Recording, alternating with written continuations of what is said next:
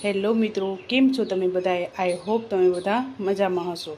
તો આજની આપણી રેસીપી છે મગની ઘૂઘરી બનાવીશું. તેના માટેના ઇન્ગ્રીડિયન્ટ્સ જોઈ લઈએ. તો મેઇન ઇન્ગ્રીડિયન્ટ્સમાં 1 કપ મગ લીધેલા છે. આને મેં મીઠું નાખી અને આને મેં બાફી લીધા છે. આપણે ઓવરકુક નથી કરવાના, આ રીતે છૂટારીએ તે રીતે બાફવાના છે. કશ્મીરી મરચું, હળદર પાવડર, મીઠું, છોલેનો મસાલો લીધેલો છે. આમાં વઘાર માટે રાઈ, ધાણા જીરું, જરૂર અનુસાર પાણી, વઘાર માટે તેલ. તો સૌપ્રથમ અહીંયા આપણે મસાલો બનાવી લેશું. 2 ચમચી ધાણા જીરું, સ્વાદ અનુસાર મીઠું. મેં મગને બાફતી વખતે પણ મીઠું એડ કરેલું છે.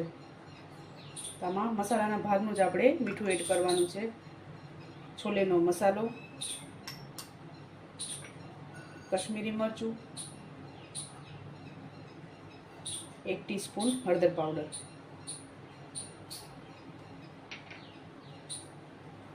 આપણામાં થોડું પાણી એડ કરી અને આને મસાલો રેડી કરી લઈએ.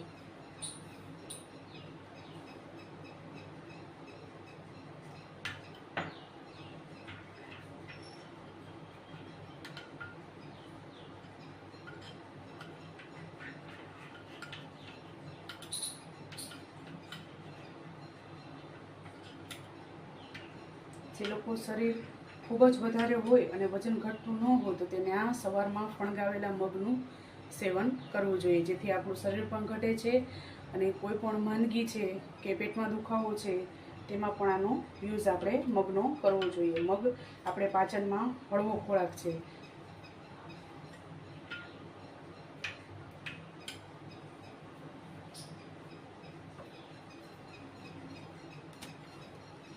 તો અહીં આપણું તેલ ગરમ થઈ ગયું છે. તો આપણે વઘાર કરી લઈએ. તો સૌપ્રથમ આપણે અડધી ચમચી રાઈ એડ કરીશું.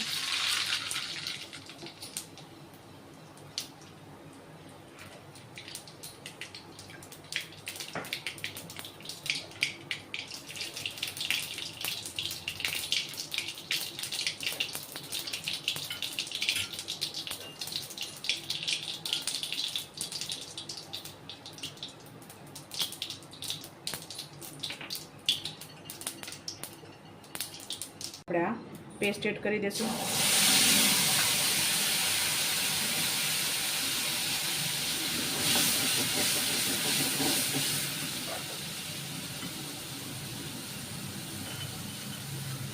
થોડું પાણી એડ કરીશું.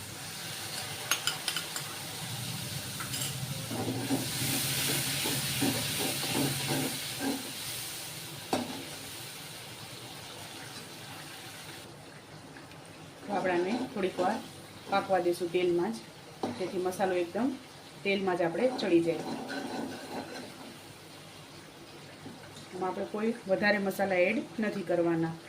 આ રીતે સાદું જ કોરું મોરું શાક સરસ લાગે છે. આ તમે સવારના નાસ્તામાં અને બપોરે પણ આને તમે ખાઈ શકો છો, કેમ કે જલ્દી બની જાય છે, વાર લાગતી નથી આમાં.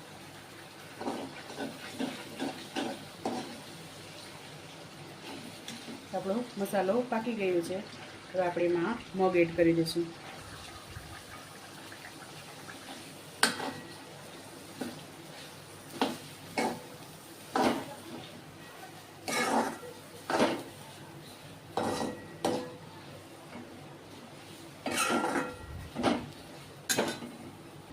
આપણે આને ઢાંકણ ઢાંકી અને 2 મિનિટ ચડવા દઈશું.